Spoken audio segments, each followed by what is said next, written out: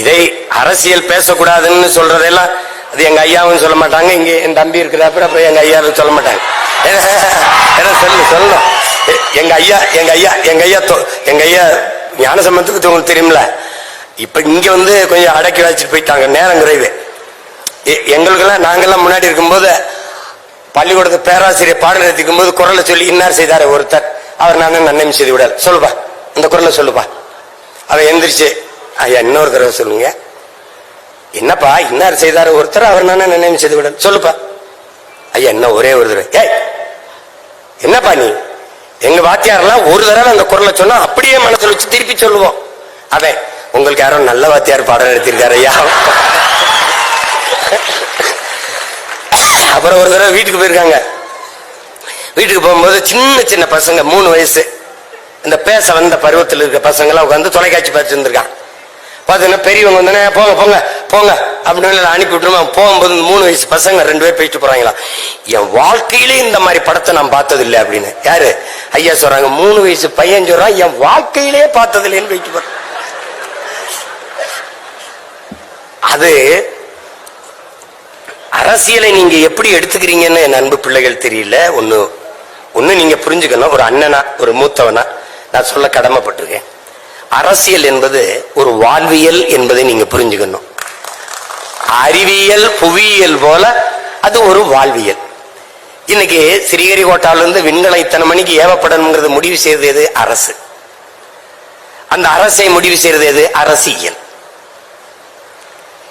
இந்த நாட்டோட ரஷ்யா உக்ரைனோட இத்தனை மணிக்கு தாக்குதல் நடத்தணும் முடிவு செய்தது அரசு.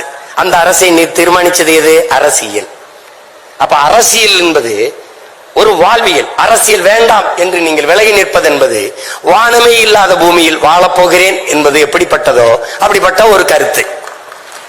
அண்ணல் காந்தியடிகள் அரசியல் என்ற எண்ணம் இல்லாதவன் மனிதனாகவே இருக்க முடியாதுன்ட்டாரு.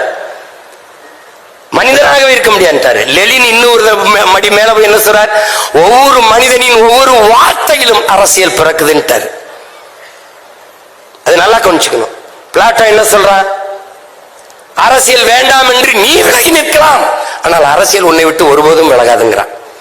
அரிஸ்டாட்டில் என்ன சொல்றான்? அரசியல் வேண்டாம் என்று நீ விலகி நின்றால் யாரை அருவருக்கையோ அவன் ஆட்சியின் கீழே வாழ நேரிடும். அதான் இப்ப நேரிட்டுச்சு. உனக்கு புரியுதுன்னு நினைக்கிறேன். நீ கற்றவன் இவர் வெற்றிடம் என்றே ஒன்று கிடையாது, காற்று நிரப்பி விடுங்கிற அம்மா சேர்த்து. அப்ப கற்றவர்கள் நிரப்பாத இடத்தை கயவர்கள் நிரப்பிவிடுவார்கள். நீங்கள் படித்தவர்கள் எல்லாம் நமக்கு எதுக்கு பிரச்சனை என்று விலகுகிறீர்கள். அதுதான் நாட்டுக்கே பிரச்சனையாக மாறிவிடுகிறது.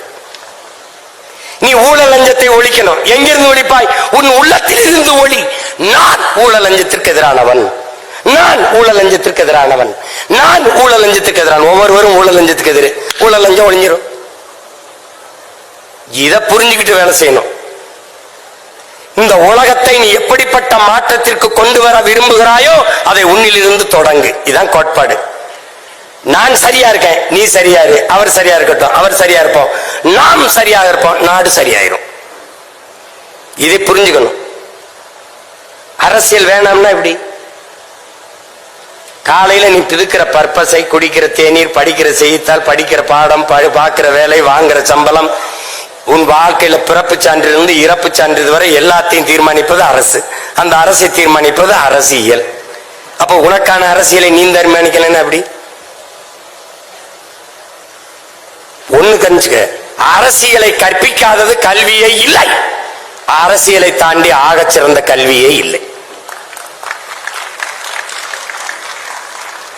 நீ படிச்சவெல்லாம் வெளியில போயிற. எங்க ஐயா சொன்னாங்க பாரிவேந்தர், 10 பேருக்கு மேல படிப்பே இல்லாதவன் தான் அமைச்சரா இருக்கிறான்ட்டு. நீ அவனை கொண்டு விட்டினா என்ன பண்ணுவான்? தர்மாக்கோல் தான் விடுவான். அப்ப நீ ஒண்ணும் பண்ண. நீ இங்க உட்கார்ந்து ஆல்பர்ட் ஐன்ஸ்டீன் அவர்கள், தாமஸ் ஆல்வா எடிசன் அவர்கள், நீ படிச்சுட்டு இருப்ப. ஆல்பர்ட் ஐன்ஸ்டீன் என்ன சொன்னார்? என்ன சொன்னார்? வெப்பத்தை தடுக்க தர்மாக்கோல் விட சொல்றாரு. படித்து போட்டிதான் அது ஒன்னதுக்கு பயன்படாது. அப்போ